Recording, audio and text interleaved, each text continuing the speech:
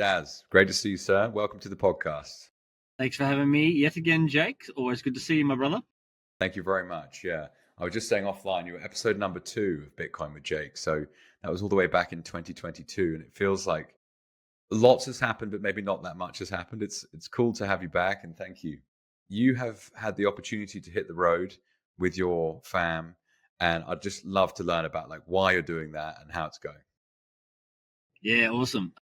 And it is largely thanks to Bitcoin, if I can just say that at the outset, that we've been given this and afforded this opportunity. So Love it. being a humble wage earning pleb, Bitcoin has really feathered the nest, for us. We're not at a point where I'm looking to retire and whatnot, but we've taken this opportunity while our kids are young. I've got 2 boys, aged 8 and 11, taking this opportunity now to take 12 months off out of the fiat slave mine and go and travel this beautiful country that we live in.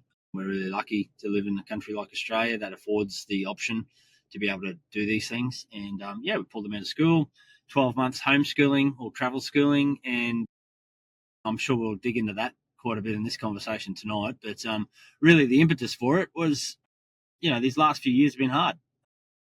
Inflation, cost of living, as a humble pleb, wage earning pleb, it's been a slog, man. And I've spent a lot of time away from home, doing the hard yards, working the overtime, doing the hustle, trying to find multiple income streams. And now it's great that I found Bitcoin, found investing in general, and was able to put some of that education to use in order to be able to put us in a position where we can take the foot off the accelerator a little bit.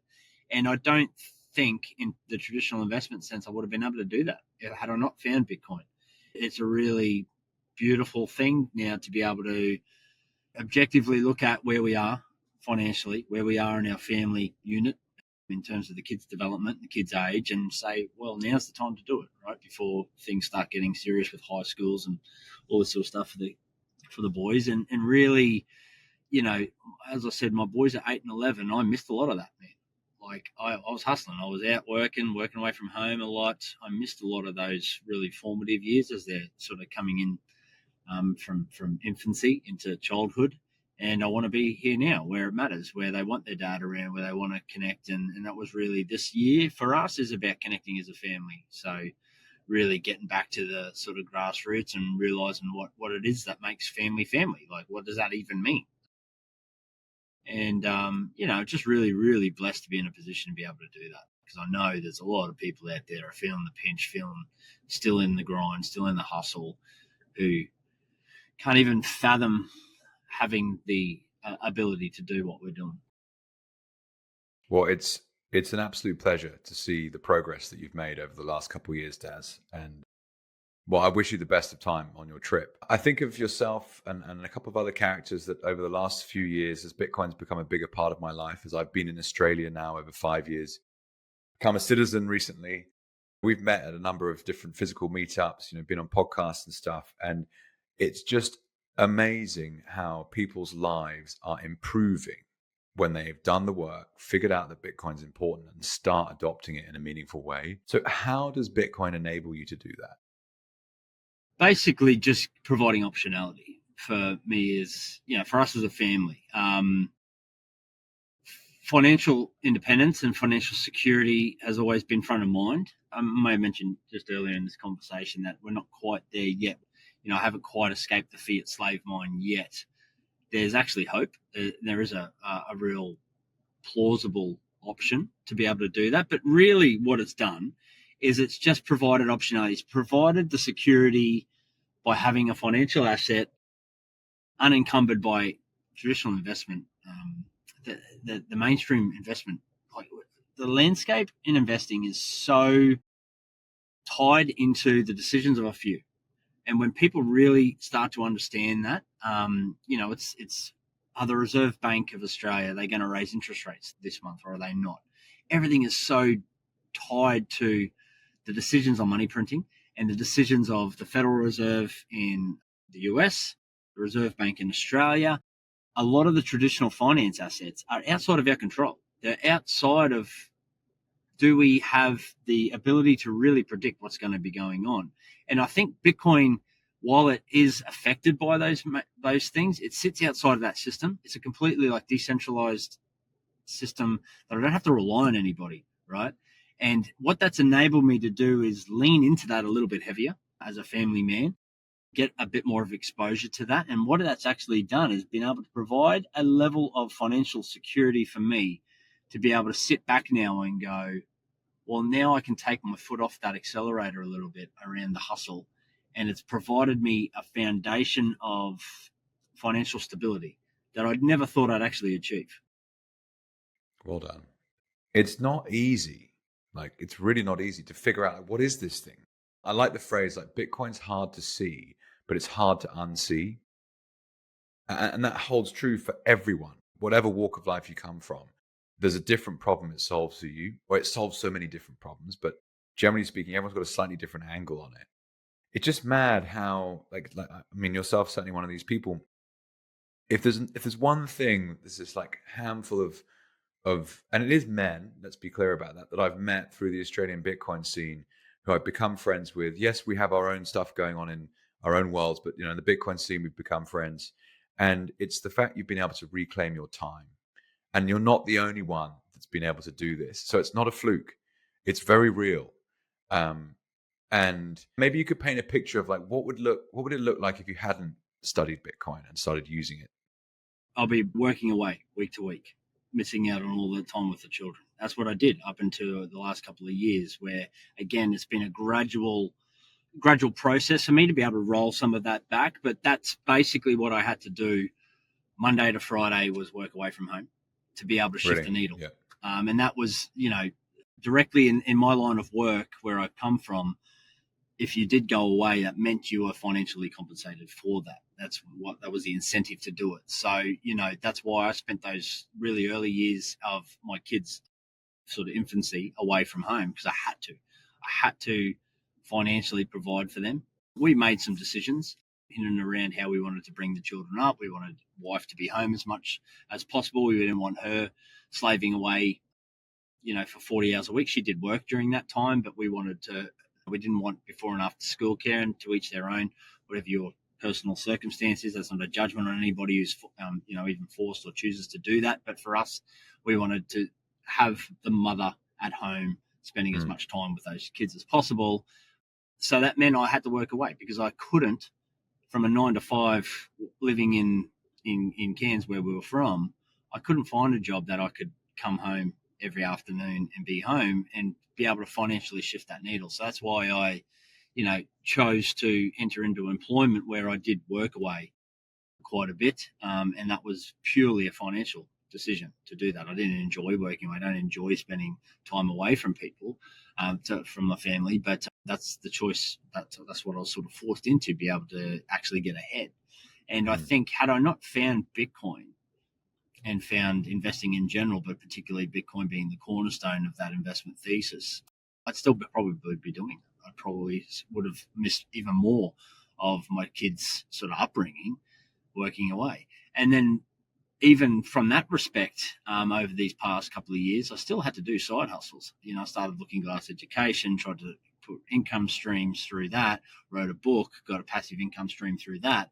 And I still gig on weekends. Like, I still go out, I'm an acoustic guitar player and singer, and I still will spend 2 or 3 weekends out. I do enjoy it, don't get me wrong, but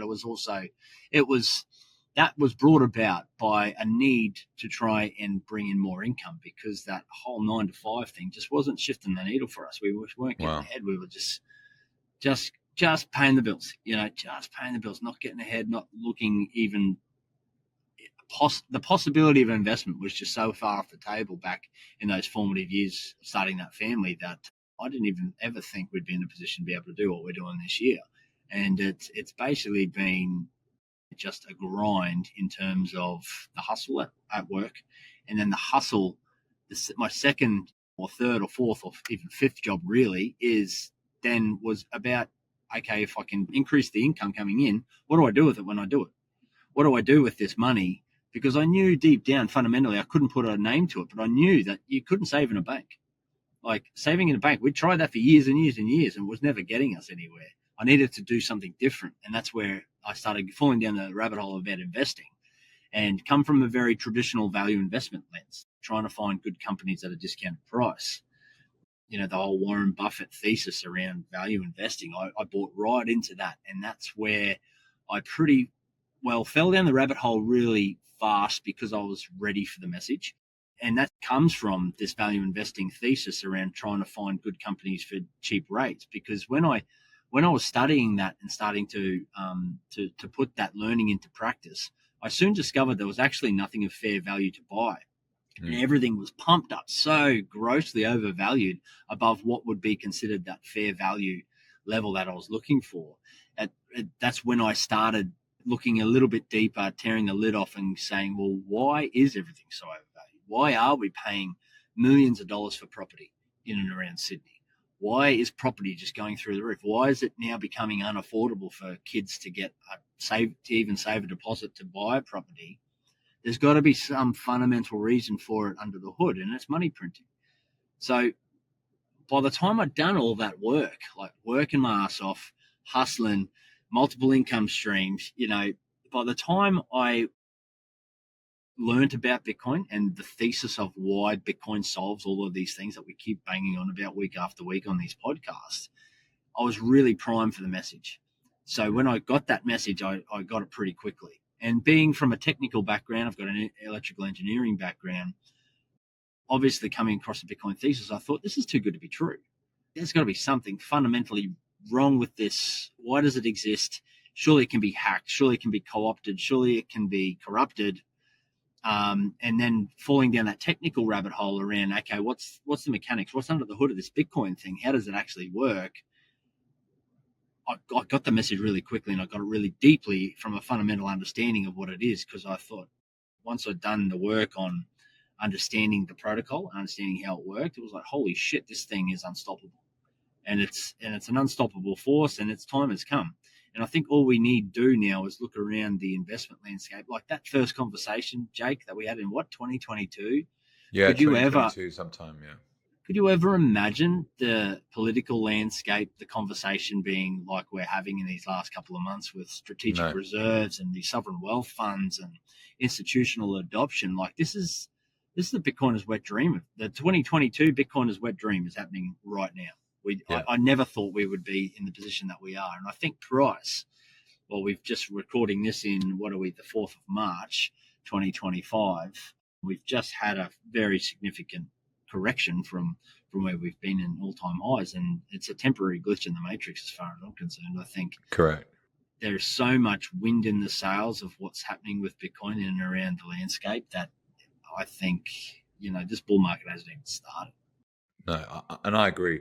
What's fun as well, Daz, to reflect is I was still working full-time as a shipbroker back then, and admittedly I come to this from a different perspective in terms of an inheritance and investing money, like trying to figure out how to look after it. But the process of still being full-time employment to now I feel so much more confident about the future. And I've been through a big reallocation process. And I wouldn't have bet in 2022 that I'd be sitting here starting up this new podcast, chatting to you, who's also like basically in control of your own time. And that's wealth, right? Like, I don't really care if it's 100K a coin. It's more like, what does my day-to-day look like? And I am in a very fortunate position to be thinking very heavily and sensibly about homeschool. Like with 3 young kids, I don't necessarily need to send them somewhere to school. I can be at home for 50% of their day and it doesn't affect my balance sheet. And that's fucking wild, right? That's magic. And that's because of Bitcoin. So what are some of the highlights of your trip so far? Just like dad moments where you're like, oh, I can't believe I get to do this. Oh, it's been so many, to be honest, Jake. We've only been on the road for a month. We're definitely traveling for the next 7. And then I'm going to be going back and basing ourselves out of the Sunshine Coast for another 5. So we'll be on the road living in the caravan for 12 months. And at this stage, 7 months on the road. But I got to say, just 1 month in, I'm learning so much about my children, and I think they're learning so much about me just in having time. Like we're traveling from place to place. We got, anywhere from an hour and a half to 4 hours in the car together. We're just having conversations.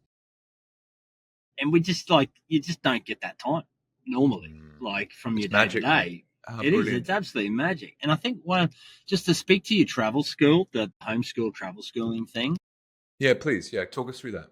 My kids, I'm really lucky. My kids don't have trouble learning. They're quite bright children, so they don't ever have trouble learning. But what it's probably really highlighted for me, Jake, was how little we actually were involved in their schooling in the traditional system. So they both went to private Catholic schools back at home in Cairns, and their report cards are always pretty good. I mean, they're not straight A students, but they're always consistently good. But I have found some major concerning holes in their math game, for example, that I didn't know, had no idea even existed. And just really simple fundamental things. But what I know from being an engineer is that math is really foundational.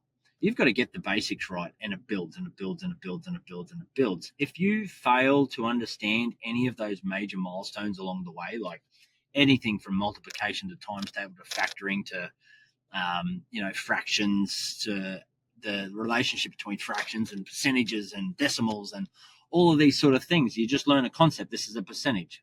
The kids could understand this, but they didn't know the relationships between factors and fractions and multiplication. And so I'm really starting to understand the holes in their game. And it's been a blessing, such a blessing, because I've been able to spend the time with them. And I'm not even talking serious time. Like, these kids are getting their schoolwork done in an hour and a half a day. And they're getting a deep, fundamental understanding of the subject. We're able to work through it together. I know when they're hitting a wall where it's too much. We go, that's fine. You know what? Let's put it down. Let's go for a surf. Let's go grab the surfboard. Let's go jump in the seawater. Let's go get some sun. Let's, exert some energy, get all refreshed, and we come back either that afternoon or the next day and we tackle it again. And, they're 1 month, they actually started a week before we hit the road. So they're like 6 weeks into their journey now, and they are just learning so much to such I believe, a deeper understanding that they would ever get in the school system. And my wife works in the school system. She's a teacher aide for preppies back in Queensland. There was one activity that my oldest son Archer had to do. It was a crossword puzzle. He'd smashed it out in about 10 minutes. It was all based on his English, right? So he's reading a book, and there was a crossword puzzle, supplementary learning for this book that he's reading. And he smashed it in about 10 minutes, no problem at all. Easy for him. My wife explained that in the school system, that would have taken at least an hour. By the time you sit the children down, put it out, explain what it is, explain how to fill it out, then you go through the motions. You got to wait for the slowest denominator, in that class before you start talking through it. Then you mark it, all that sort of thing. It's just such an efficiency waste in the school system for the learning outcome. And I don't know that there's a better way to do that, to be honest with you, outside of homeschooling. And I know, again, just very blessed that we've got this opportunity to do it. But it's just really highlighting so many inefficiencies in that schooling system, and also the fact that you have to play to the average. I mean, so if even the slowest. Exactly. Yeah. Exactly. Yeah. So if your kid understands the concept, that's great. Just move on. You don't have to spend days upon days upon doing rewriting, revision, and repetition of a certain subject matter. When they've got it, they've got it. You just move on to the next subject, And it's also, I'm a bit of a believer. I'm not such a believer of the unschooling method, and I do understand there's quite a few people who think about that unschooling method. Me being an engineer, I think there's still an onus on myself to be able to provide them the foundational learning that it will help them then lean into whatever it is that they want. So if you go your whole sort of, youth without knowing the basics around mathematics, my sort of belief is when you get to teenager, how do you know what you want to be? How do you know you want to be an engineer? How do you know you don't want anything to do with math unless you've done some of the math? So I'm not so convinced around the unschooling method. I still believe there's an onus on me to provide some sort of curriculum and some sort of learning methods to make sure we're ticking off a few things, to make them, set them up and give them enough exposure to make informed decisions when they're older around what it is they might like to do. I think that's probably an important factor. And that's how I look at it. But I think overarchingly, these kids are just loving it, Jake. They're just Brilliant. leaning into it. They put their hand up when they need some help, and we can come up with some really clever ways to help cement that learning. We bought a curriculum, so we used for any of the Aussie guys, we used a company in New South Wales called Euka, EUKA. I'll send you a link and you can put it in the show notes. It's an Australian-based curriculum learning platform. It wasn't very expensive, as I think it was maybe $500 for the year for both kids. They provide all the information, and they specialize in travel schooling. So the types of activities that they put together to help supplement with the learning are very accessible to you as a traveler. Like they're not, you don't have to have too many facilities or too much gear or anything like that to be able to chip away at those learning activities. And they're very flexible too in terms of, it's your child. You're responsible at the end of the day to making sure that they do the work and that they're getting those learnings. But all the materials are provided for you, and you can opt in and out. So say, for example, in their, the history lesson, they've got to write an essay on India, for example. You just substitute India for, we're in Bendigo. What can we find around Bendigo that's interesting?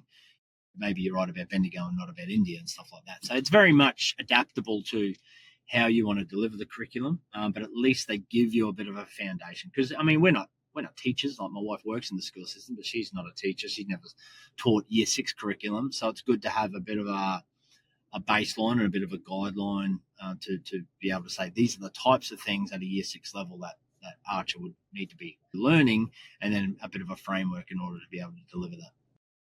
Awesome. That was exactly what I was going to ask you about, which is how have you chosen the kind of syllabus? Because definitely when I started listening to more people, that they weren't just like advocates for homeschooling, they were actually doing it.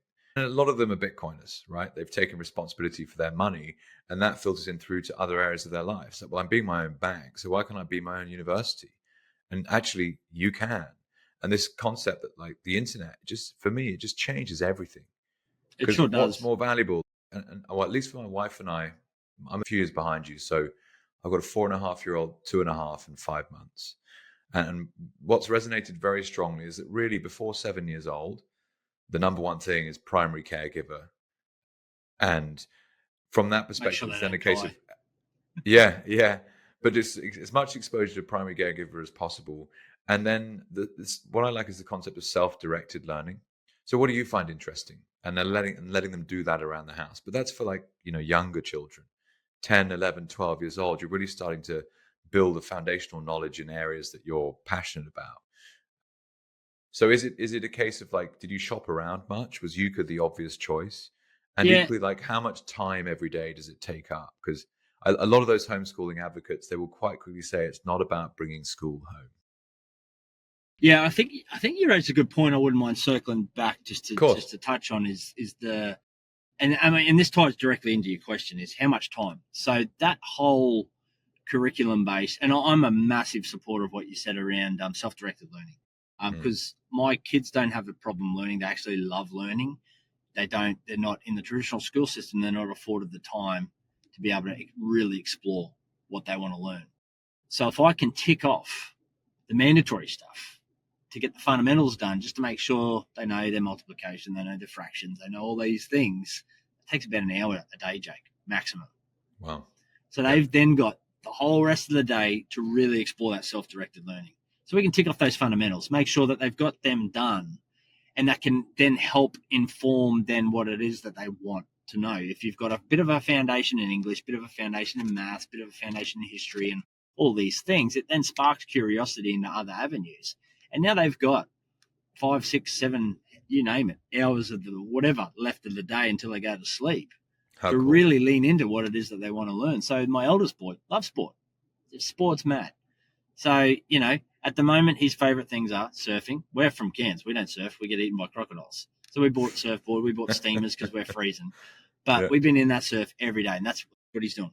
I'm learning how to surf. So he's watching YouTube videos. I'm learning how to surf, how to pop up, how to turn, how to cut back, how to do all these things. Cool. And we're out in the whitewater.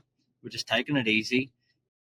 And we're doing all this. And then he's also learning about, what sort of sea creatures are in here, because he's freaked out about it, because we're from Cairns. We'll get stung by a jellyfish or we'll get eaten by a crocodile. So he's starting to learn about the marine life in these local areas. And he's like, you know what, Dad, I don't think we should surf here because there's stingrays in this inlet here. I'm not so comfy with the stingrays, so maybe we go south down the beach there. So it's all these things that's like reflecting on this. It's just freaking brilliant. Smart.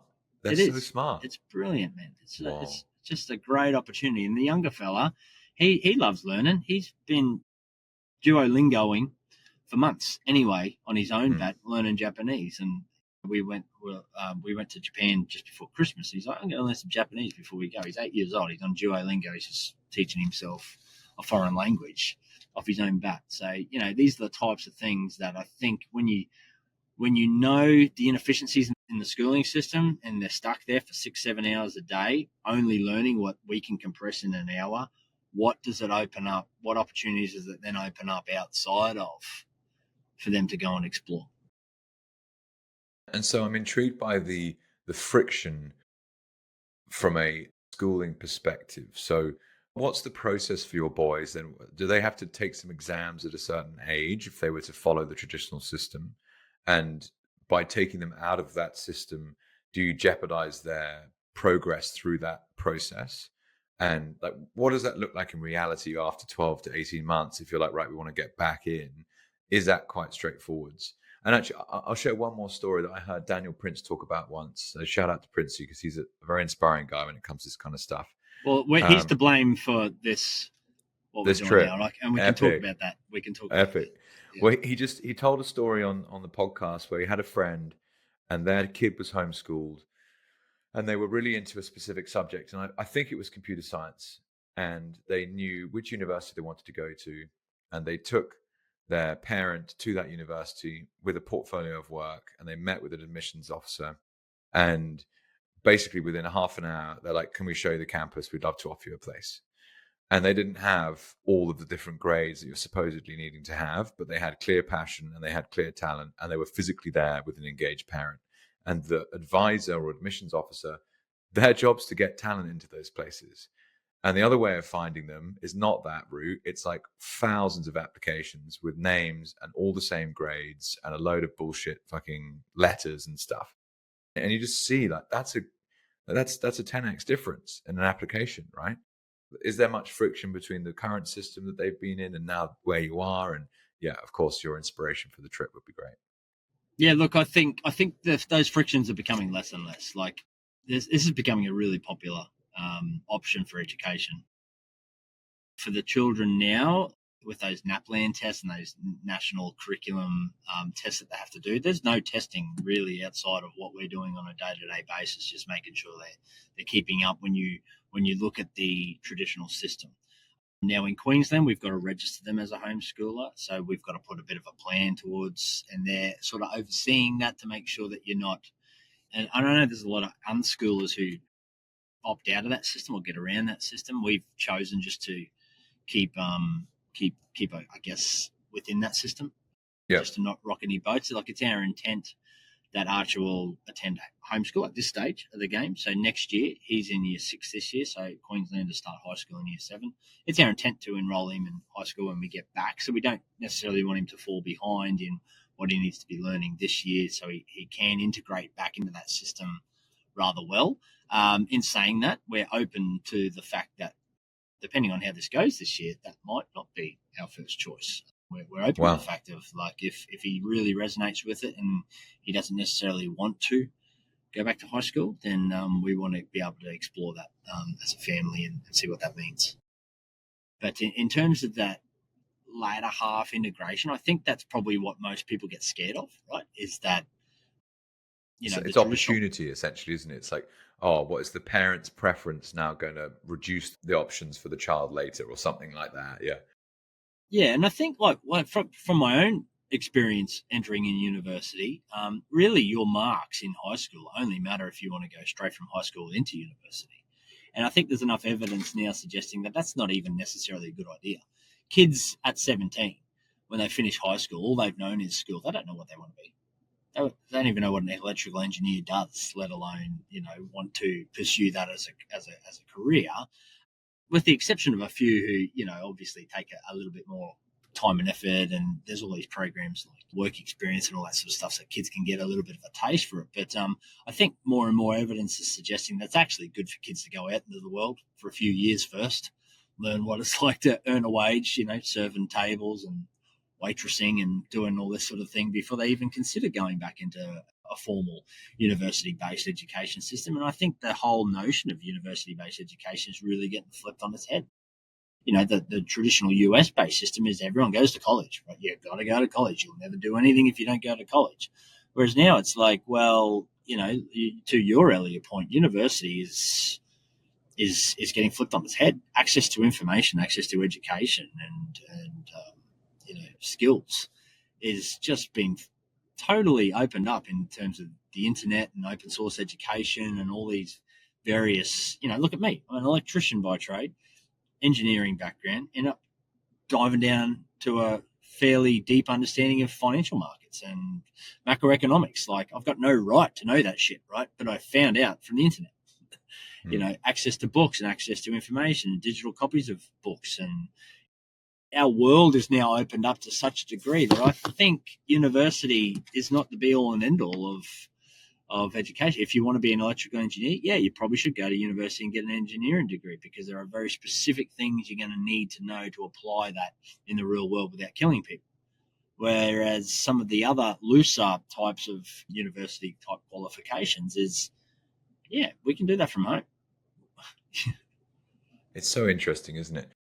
I don't want to bash university too hard, but it's quite simple. Like, the free market has innovated, and the access to information no longer requires you to get $100,000 worth of debt. And guess what? Most people are choosing not to get $100,000 worth of debt. And the other thing I think that excites me most is the entrepreneurial side of it. And I think you probably see this in your boys, where it's like, first of all, they've done their schoolwork that normally takes 6 hours in 60 minutes. Now they've done that, they're like learning machines, right? It's like, where do you point them? It's like, okay, we wanted to surf, but now you're telling me about the stingrays. That's the default of like a well-nourished and excited and engaged brain, right? So really, the only information you actually need is what solves the problem right in front of you. Actually, going and doing 4 or 5 years of study isn't that necessary to solve the very specific problem you might have in any one day. And it's true, like, I mean, certainly it's taken me multiple years to get to where I am when it comes to like what Bitcoin is, what is money, and how confident I am in the decisions I've made. And you can't replace that with like a 3-minute Google search, But I think universities, they're fucked, because why would you go? And then you've got all this huge infrastructure. And then it's the incentive model that really gets me at the end, which is actually universities pumping out a bunch of capital misallocation and poorly incentivized brains. Basically, it's like with loads of degrees they don't need, who think that they are owed the world. It's like, well, you're not. And they end up with double degrees working in the local restaurant. So, well, those degrees are absolutely pointless. And that, I think, is like, it's such a gross misallocation of attention and money that's only possible because of a money printer at the end of the day. These institutions are all run with government funding. So yeah, I mean, it's great to hear what you're doing, essentially. It's like you can take the responsibility back, and I'd love to hear how the whole year goes. I'll be following closely. Yeah, thanks, Jake. And I think it's just to tie a bow on all of that. I think fundamentally what school is for is to learn how to learn. It's less about the content, what you're actually learning, but it's about the process, about learning how to learn. If you know how to learn, and that's probably something I only tweaked as an adult, like really my own journey of going back to university as an adult, is I forgot every single fucking thing I learned for the first 12 years of my schooling up to year 12. I barely attended. I smoked a lot of marijuana and played a lot of hacky sack. So a lot of that was not there, right? But what I learnt to do was learn how to learn. Nice. And then if you learn how to learn, the world is your oyster. You just got to get your hands on the resource. If you know how to learn, there's nothing you can't learn. And that's really the game changer. And that's really what I think these boys are starting to really start to understand now is to figure out, is to figure out how to learn. And so, Des, how about you then? So, like each day as you're on the road, are you getting some time with your missus? Are you with your boys like all day? I would imagine that like living in a van, um, which is what you're traveling in, right? You've got your camper van. Yeah, Yep, nice. caravan. It's like a caravan. Okay, you're right on top of each other all the Yep, time. yep. So, like, is it possible to get a bit of space? And are you like working, quote unquote? Yeah, look, it's a good question. You are on top of each other. You are living in a tin can in close quarters, but there is opportunity to get space, and I think we all respect each other's space as a family unit. Like even the boys need, sometimes the oldest is just in a feral mood, so we know, right? He's just going to sit on his bed and he's just going to sit there. I can be in a feral mood, so it's like, you know what? I'm Yeah, just going to go for a walk on my own. I'm just going to go down the beach. I'm going to go do yeah, some laps, and I think we're all respecting that space to a degree, which is nice. But also we're spending some really quality time together. What we wouldn't normally get: yeah. long walks together, good chats together, spending time in the car, having discussions. All of these types of things it's just really special. For me personally, I'm loving surfing. I surfed when I was in my teens. My elder brother and his mates were mad surfers, and I used to tag along. I wasn't ever very good at it, but I used to tag along and used to love it. Wife's sort of joking that it's my midlife crisis. So, we bought a surfboard, and I tend to think it probably is. But I just loving being in the sun, in the surf, Nice, fresh, eating well, exercising, being active. awesome. And you know what? I haven't thought about the Fiat mine. I've done very little work. I do have the guitar. I've picked up the odd gig here and there around the place, and that's sort of helping supplement some of that income. But that's something I enjoy doing. I don't really see that as work. Still doing some Bitcoin consultancy, some work with the Bitcoin advisor, and still doing Yeah, helping people out. Had a call this morning helping someone, set up their Trezor and move some Bitcoin over, and that's a really rewarding thing to be doing as well. Like it's taking those years that I've spent really understanding Bitcoin and the mechanics behind Bitcoin and hardware wallets and the technology and all that, and helping people along their own journeys and trying to accelerate that for them, because it is, yourself, Jake, it can be very confronting. very. Yeah, That notion of taking self custody and being in control of your wealth with 12 or 24 words on a bit of steel. This is all stuff you have to learn. You have to grok it, but you also have to understand the trade offs for it. But I'm picking up, some of that work as we sort of go along. But really, for me, it's been, like I said earlier, it's been a big grind these last sort of maybe 15 years, I reckon. yeah, nice. From university study into working away and all these sort of things, just to try and get to a point now where I can just relax, just enjoy basically a really big holiday. Brilliant. And I can feel the good vibes, Daz. Enjoy it. What's cool as well, though, is this idea I've been looking at a bit around like energy and our attention. And because your attention is no longer focused on the fiat minds, that space in your day is now empty. And it's up to you to fill it with whatever else you want to fill it with. But by definition, the opportunity for new things appear. And so I wonder, like, maybe you'll never go back to whatever the specific job was you did before. Maybe another opportunity will appear. We'll find that out, right? And I'll follow closely to see. But without getting the space in the first place, it's just not possible for it to happen. And that's what's so cool about this. And let's say you're an absolute pioneer in the space of like taking Bitcoin onto the balance sheet. As you described, humble pleb wage earner. It's like, this is how you do it, is you start accumulating Bitcoin and you do it over a multiple year process, and you have a self-custody setup that you're comfortable with, and it's absolutely possible. Well, what do you reckon is the percentage of the population that's done what you're doing right now? How early are we? And what do you think will happen as more and more people do this? Great question. Percentage wise, I think, or I couldn't even think to put a percentage on. It's less than 1%, Jake. Less than Like one. I less than agree. one, Yeah. less than 1%. All you got to really do is look around your friendship circles and you go, righto. Oh, mind you, Bitcoin is now form a large part of that friendship circle, right? So Yeah. I'm a bit skewed. But if you were to look around your sort of But pre-Bitcoin, we all had to go and find each other. We did. So if you were to exclude the friends you've made since 2020 or something like that, then it's one in 20. No one. Yeah. Not even. And then 1 in 20 just being aware of Bitcoin, really. In terms of it actually becoming a meaningful chunk of one's portfolio, I think, it's very easy for me to have a large allocation of Bitcoin because I understand it. And I think that's really the gap where we've spoken in the past, Jake, about the importance of education and just really highlighting this thing. Like, you can hear about Bitcoin, you can consider Bitcoin, but really understanding the investment thesis, it's pretty easy to go all in because it's simply money. It's just money. Yes. Like, it's not anything else. That's at its fundamental level. It's just money, and it just works better than any money you've come across before. And that actually makes it a really easy investment decision for me because I don't look at it like an investment. I look at it like money. I just saved money, and that money is now increasing in purchasing power. And at some point in the future, I probably will sell Bitcoin. I will probably choose to swap Bitcoin for other things that are going to serve me better in the future. Right now, might spend some Bitcoin in order to fund this lifestyle that I'm really resonating with. That's what it's for.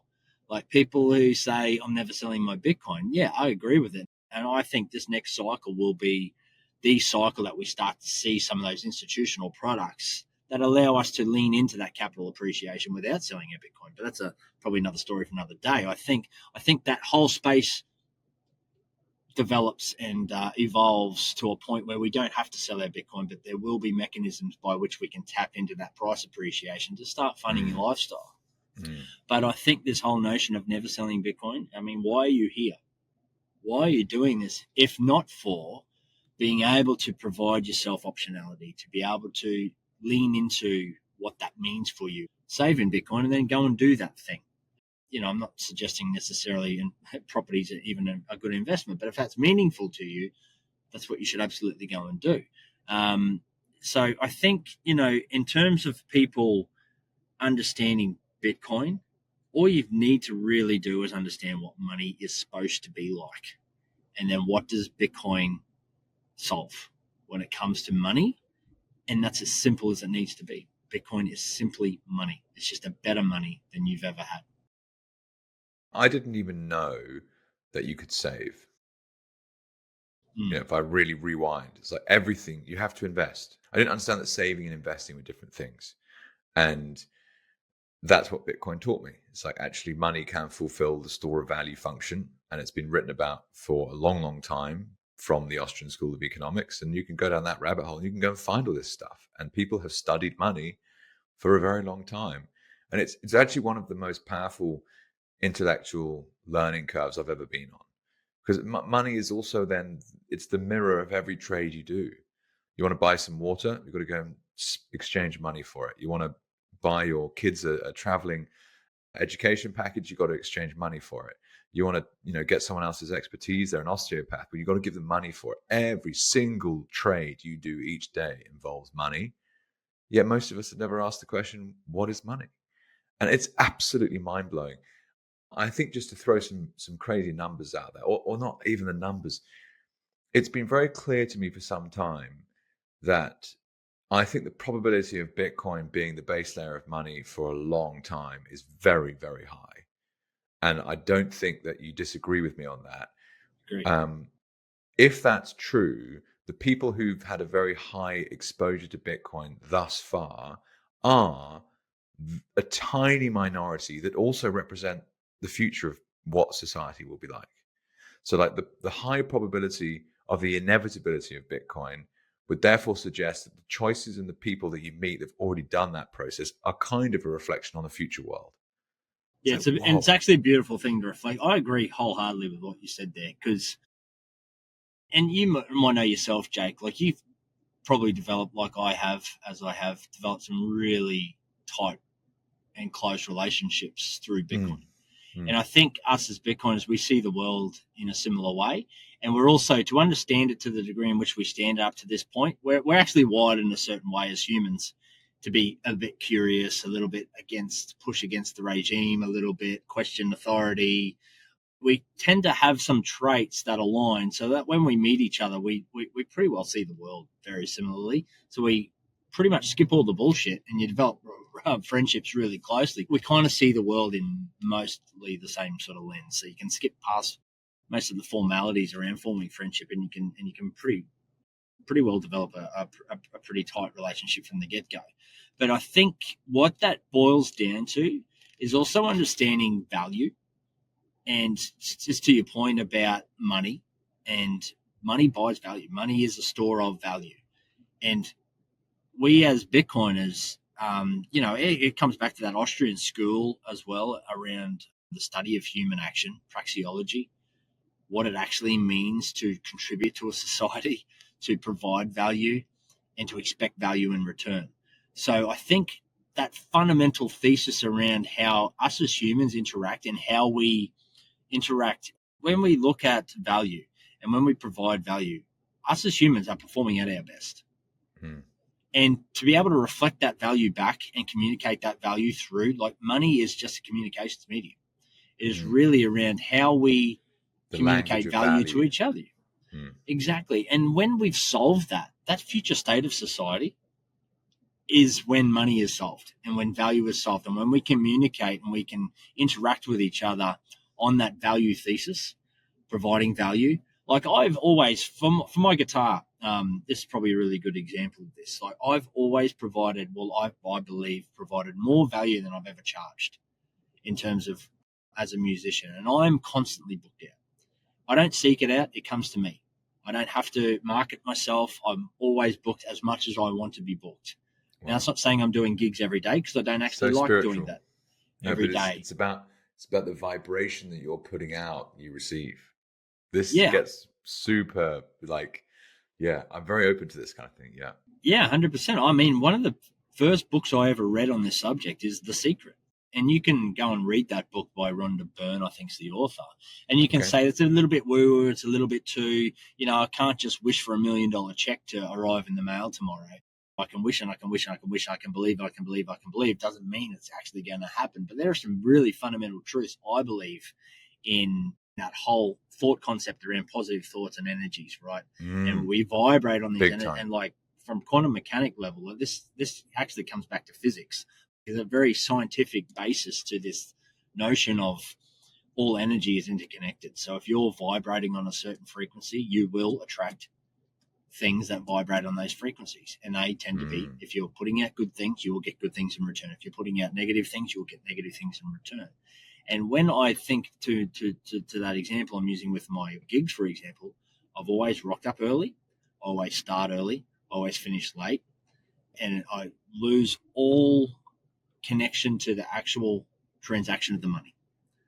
And it's good because it's a side hustle, right? So I can let go of that expectation of having to have that income, and I can enjoy it for what it is, but I'm putting value out there and I get value back, and I turn that into Bitcoin. And that has been a perpetually delivering thing for 8 years now for me. And that's allowed me to stack more Bitcoin, basically, by having something that I resonate with, that I connect with. And I always have this notion of giving more value than I charge for. So if I'm going and I'm going to charge you, Jake, for a 3-hour gig, I'm starting 15 minutes early. I'm probably going to play half an hour later. I take one break in that whole period. I'm constantly delivering. And when you compare that to some of the other musos in the area, they rock up, they might start late, they start when they want, they're drinking from the bar. I never drink, I never take their meals. I'm there to work, I'm there to deliver, I'm there to entertain, and I'm not there to play 40 minutes, rest for 20 minutes, play 40 minutes, rest for 20 minutes. I'm going to go, I'm going to play, because I'm there to entertain your people. And that has always then reflected back on me to be maximum booked out, able to charge a premium. Word of mouth, probably, for like, that really service. strong. Yeah, exactly. And it's just always delivered for me. And Daz, what you raised there about this idea of the frequency that you operate at, this is something I've been working on quite a bit with a mentor of mine called Jason Parks. You can, if you want, check out the episode I did with him a couple of weeks ago to learn about him. He spent time with the Shaolin monks in China, And so he's a very advanced meditator and martial artist. And it's just fucking cool, some of the stuff that he's been teaching me. It's an observation just sitting here, like the Daz that I spoke to on Bitcoin with Jake, episode number 2, a number of years ago, versus today, is you're operating at a higher frequency. Literally from the life you are leading, it is obvious, right? And there's just no doubt in my mind that understanding Bitcoin is a key part in helping that to flourish. And so if that's true, and you're a good reflection of that actually happening, and I'm seeing it in my life, and I know a bunch of guys in the Bitcoin space here in Australia that have also experienced this process, it's obvious to me sitting here that that's happened. And that's freaking cool. I'm humbled to hear it, Jake. And, upon reflection, I think you're right. I think there's a weight being lifted off your shoulders, and I think, you mentioned this earlier, you can explore. It gives you the time. It gives you your time back so that you can actually explore what it is to be you, what is actually important to you. And if you're there having to work 60-hour weeks away from your family, day in, day out, and you don't have an out, you don't have a way out of that system, then you're never going to be able to find that time to be able to direct towards exploring what it is, what it actually means to be you, because you're caught in the matrix. You're caught in that slave system, just churning out day in, day out, labor. And Seb, my partner in crime at Looking Glass, put out a phenomenal book called The Hidden Cost of Money. Brilliant book, yeah. So many people are just caught in that hamster wheel, not realizing what the downstream effects of money is and how it integrates into society. It comes back to the value, comes back to that value conversation, and it distorts what it is for you to be human. Money really does distort how you interact, how you show up in this world, and how you interact in this world. And it has been basically co-opted. It has been basically robbed from us as humans for the last 100 years. When a certain amount of people, a certain select few, have access to that money printer and can print it out at will to their own benefit, the downstream effects of that are absolutely, that crushes the human soul. So to be able to opt out of that system, find a system that's completely decentralized, out of anybody's control, that's really the game changer. It comes back to that first sort of point I was making in this pod. But that was the uplifting moment when I'm saving money that's outside of the system, and it provides me with so much optionality to really explore value, find out what value is for me, and get that time back for me to be able to really explore what is meaningful to me. What do I really care about, and where should I be focusing my time? And like your point, it's really humbling for me to hear that you've noticed this shift in me, and there is an energy uplift. It's clear, yeah. And I'm just so grateful to be in this position to be able to explore. It's awesome. And it strikes me as well that what you're really describing is an adult version of self-directed learning, right? That's it right there. I've got one final question for you, if that's all right, Daz. You've written a book since we last did a kind of a pod like this. What I want this podcast project to be about is not just Bitcoin, to be honest. It's about what we've spoken about today, like travel schooling your kids and other areas that you can invest into your life, and like how it opens up other opportunities to do things. Like, why would you encourage people to write a book? And what was the process like for you? Any tips for someone who thinks they might like to try something similar? Sure. Well, I guess I started writing articles, and the book was just a natural progression from that. And I was really lucky to meet Seb Bunny. So we co-authored that book, so I can't take full credit for it. But the creative process, it was one of these things, Jake, that I believe everyone's got some sort of expertise, right? Everyone's got really something that resonates for them. For me, I thought at the time, being able to distill down complex things, a complex thing like Bitcoin and the protocol, into layman's terms, or try and get it into a way. I'm a pretty simple guy. Like, I'm lucky in the sense that I can understand technical things, but I normally always have to bring them back to their fundamentals, to real base layer fundamental understanding, to be able to get a deeper understanding of that concept. And then so it was in that, being able to write articles and communicate, that really started to resonate with people. I was in a crypto group back in 2020, was writing articles and putting it out in this crypto group really around Bitcoin. And it was through that process that helped me ignore shitcoins, to be perfectly honest, because when I started writing articles, I still had shitcoins. Bitcoin was the main thesis, but I was dabbling in all these things and DeFi and all these jazzy marketing terms that these crypto bros put together. And it was through that process of writing that really made me, again, realize what Bitcoin was and how it was unique. And I find it really cathartic. I actually enjoy the writing process. I haven't done any writing for years. It's not something I need to do, but it's something when it calls to me and I think I have something to say, I actually find it really quite a natural process to get thought from brain onto paper. And where I'm really quite fortunate to have someone like Seb Bunny is I'm really good at putting it out here onto paper, and then he comes behind to format in a way that makes logical sense. Perhaps change the flow a little bit, remove sections.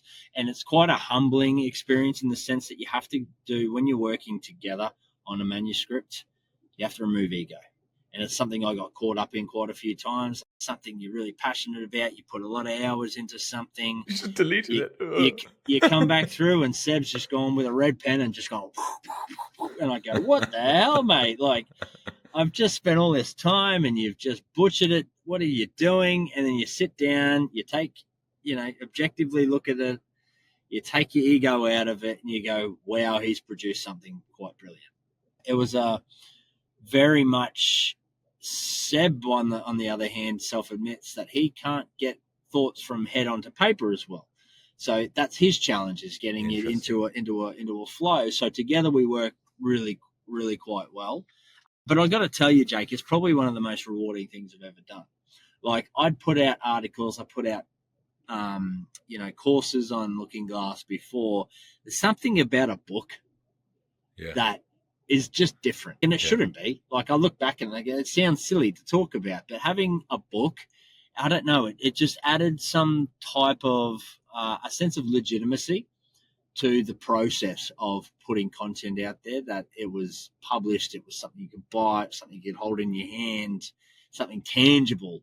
And it was a real shift in even people's perceptions on wanting to, talk and get your opinion on certain things. For some reason, that book was a real turning point in that whole sort of development process for us. And I don't know what it is about the physical book, but when I look back and I reflect on that, it really was a turning point in terms of, I guess, legitimacy in the space to a degree. I know it sounds a bit wanky, to be perfectly honest, but it really was, I guess I'll just leave it there. It really was a turning point in that whole creative process around putting out articles, putting out courses, and then all of a sudden in the book, you're taken a little bit more seriously for some strange reason.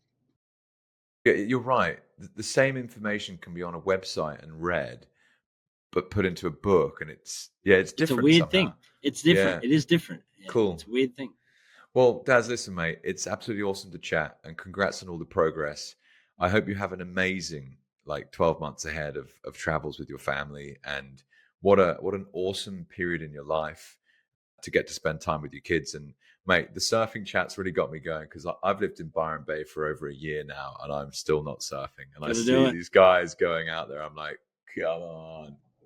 It's been busy. Man, we're 3 under 5, but I've just got to get out there. It's as simple as that. Yeah, and I think for me as well, comes back to take ego out of it. Like, I sit in there, I surfed 20 years ago. I should be able to go straight back out the back and catch the big breaks and drop in and grab rail and read into a barrel, realizing, hey man, you're in your 40s now. You're a little bit less fit. You got the dad bod rocking out. You're a little bit less flexible. Maybe you just need to start the whitewash again. So, you look like a kook. You look like, the typical dude, but at the end of the day, I don't give a shit anymore. No. This is the other thing. I don't care what I look like. I'm going to get out there, spend some quality time with the kids, and enjoy being out in there.